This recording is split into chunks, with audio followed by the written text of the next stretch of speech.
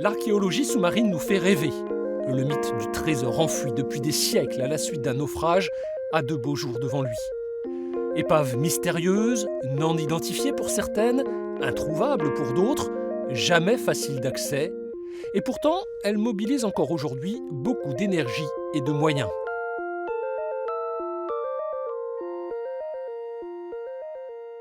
Pour imaginer ce qui peut envoyer un bateau au fond de l'eau, rien de tel qu'un coup d'œil sur la chaussée de Saints.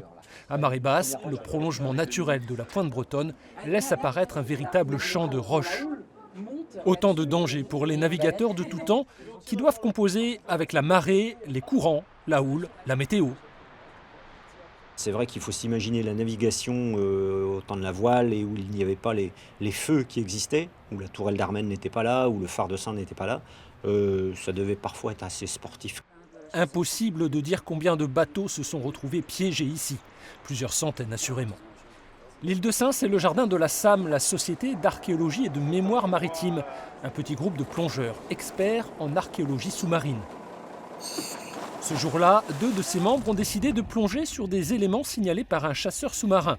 Quelques minutes d'observation permettent déjà de recueillir des indices. Les rivets, sur la petite tôle, Oui. il y a une série de rivets tout à coup là. D'accord. Donc ça te donne déjà une époque. C'est une époque où les bateaux étaient richetés, c'est pas un bateau en bois. Personne ici semble avoir entendu parler d'un bateau qui est venu en perdition. Donc il y a peut-être d'autres éléments ailleurs. Faudra qu'on replonge et qu'on fouille. C'est le but, c'est comme ça que ça marche. On a des petits bouts, il faut trouver des plus gros. Et avec ça, on essaiera d'en savoir plus. À la recherche d'une histoire locale méconnue, c'est ainsi que les plongeurs alimentent les historiens. Exemple, en explorant une épave, celle du Gal d'Amès, les archéologues ont remonté à la surface de surprenants nez de marche ciselés.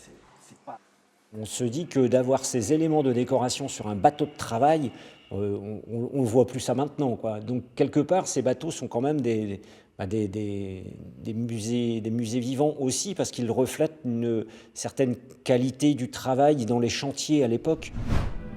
Mais l'histoire ne se livre pas toujours facilement, comme pour ces canons découverts par hasard au large de l'île Dieu. De magnifiques canons en bronze, entourés de mystères. Pour l'instant, on n'a que les canons avec aucune épave autour. Donc bien sûr, on va essayer d'étudier ces canons et essayer justement de les rattacher à un naufrage précis. Mais il y en a eu tellement sur cette zone que pour l'instant, ça reste un peu énigmatique. Preuve que les épaves ont des choses à nous apprendre, le ministère de la Culture, par l'intermédiaire du DRASM, déploie des moyens considérables depuis des années pour tenter de localiser la Cordelière, navire amiral d'Anne de Bretagne, coulé en 1512. Les archéologues sont là aux portes de la grande histoire. Si on fait ce métier aujourd'hui, c'est justement parce qu'on cherche à mieux comprendre l'histoire maritime d'un secteur donné, on cherche à mieux à contribuer à une meilleure appréhension du commerce maritime, de la guerre sur mer. Et ça, ce sont des capsules de temps qui sont immortalisées au fond. Alors que les terriens ont tendance à construire, bétonner, entasser, bref, à faire disparaître les vestiges de notre passé, en mer, seul le temps et la nature altèrent les marques de l'histoire. Ce qui fait dire à bon nombre d'archéologues que les prochaines grandes révélations seront issues des épaves sous-marines.